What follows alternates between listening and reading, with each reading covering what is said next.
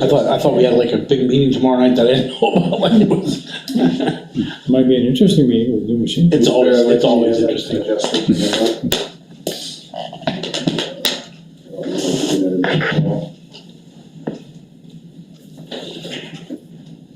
I even have some comic relief for tomorrow night.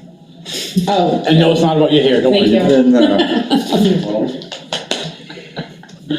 You're not on camera. Other than that, I believe we're good. We didn't get any reflection. Okay. Pledge allegiance, please. Pledge allegiance to the flag of the United States of America and to the republic for which it stands, one nation, under God, indivisible, with liberty and justice for all. Thank you. Okay, new change to the format. Do a pledge of allegiance, then we're going to do a roll call. I'm Paul Philbrick. Charlie Boucher. Are you here? Present. Michael Walsworth. Here. Richard Howell. Here. Kevin Edwards. Here. Very good. All present and accounted for. Sir, it is now yours. We have a lot to cover tonight, but we're going to start out with an interview with Great Falls Construction.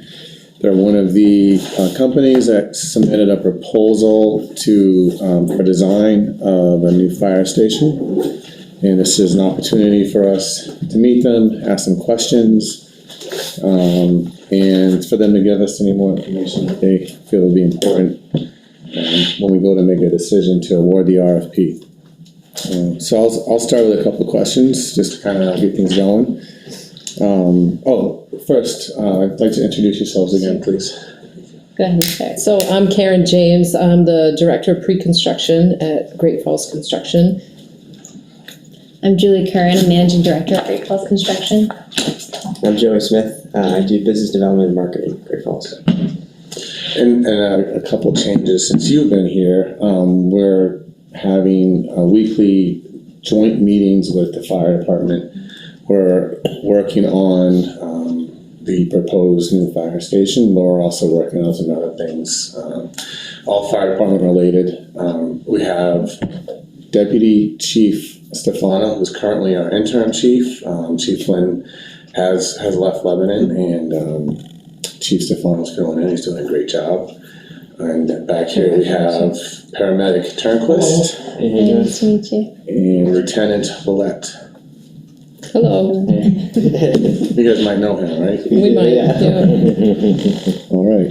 Yeah, so let's just get things on a couple of questions. Sure, please. Can you summarize what we could expect during a Great Falls design phase? And could you also talk about lead time until there be a completed design and construction costs developed? So I think the process starts with programming. It starts with the very first meeting. You let me back up. So I would lead the Great Falls design build team. We would, upon authorization, we would engage the design professional, who I think in this proposal, is Grant Hayes Associates, who we've worked with on many design build municipal projects, including fire stations. We would engage Sebago Technics, who we've also partnered with on many design build municipal, they're civil engineers. So we would confirm the site, probably talk a little bit about placement of the building on the site, but then really dig in with the programming and what you want the building to consist of. You know, what do you want in your building? How do you want it arranged? What is important to have? What rooms or what group of rooms, in close proximity to other groups of rooms, et cetera, et cetera. What are be connected inside? Where connected outside? How your flow is going to be? If you're going to have sleep quarters, where are they going to be located? how your emergency management systems are, located and how do they function, so we just work through all of those kinds of questions. But we start really with programming. And so once we have the programming nailed down and the square footage of the building nailed down, we produce a conceptual floor plan and bring it back to you, and you tweak it, give us your feedback, however many times that happens, but typically that's 2 to 3. We bring you a plan, you tweak it, we go back and edit, bring you a plan, revisions, and we go back and forth. And then we say, okay, the floor plan is set. So once we know the floor plan is set, then we start working on elevations and where doors are going to be, how egress is going to be accomplished. And then we can superimpose that onto the site plan so that then we can start developing where parking should be located.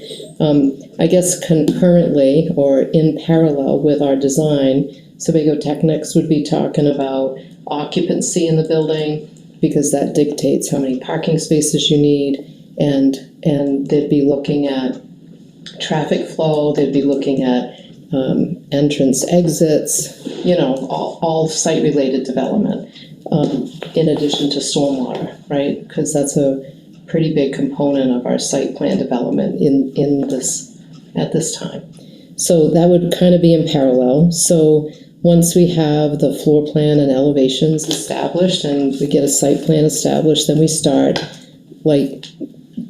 going deeper. I say drilling down into the details, and that would be, your finishes desired. Where do you want your hose reels? How many do you need? How many power drops do you need? Where are we gonna put the IT room? It's really drilling down into the minute details. And usually at about this time, we want to do a pulse check on our budget. So we would usually call that plan set approximately the 50% mark.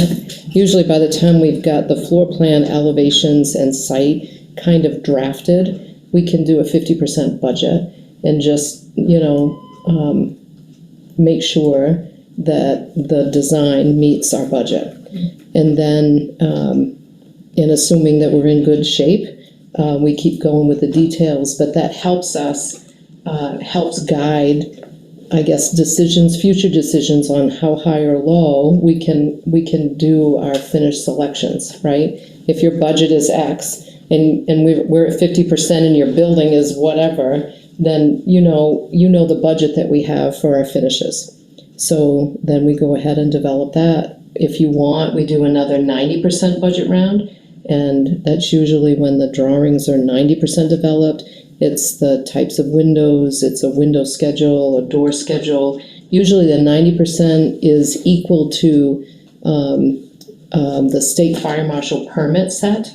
It's usually to the point that we can do a 90% budget review. And if everything looks good, we usually go ahead and submit to state fire marshal at that time, because that's a long lead. There are some municipalities that require the state fire marshal permit to issue, that they need that issued before they'll issue the building permit. So time-wise, that's really good. We can get that submitted, and then by the time we're at 100%, we do the GMP, we have the state fire marshal permit, then we can go, assuming approval is granted, then we can go straight to permitting and start construction. But so at the very end of that design development, after we jump from 90 to 100, where pretty much everything is figured out, we know every system, every finish, every detail that you want included in the construction cost, then we generate what we call a GMP, which is a guaranteed maximum price, and that is what we execute, in order to start construction. And I think along the way, if I may, Oh, please, I probably forgot a lot, because I was not planning that. But. Along the way, Karen and her team lead the effort on value engineering. So she talked about at the 50%, if the budget comes in and it's not working or not adding up to where it needs to be, there's a lot of value engineering that needs to happen to get it back on track.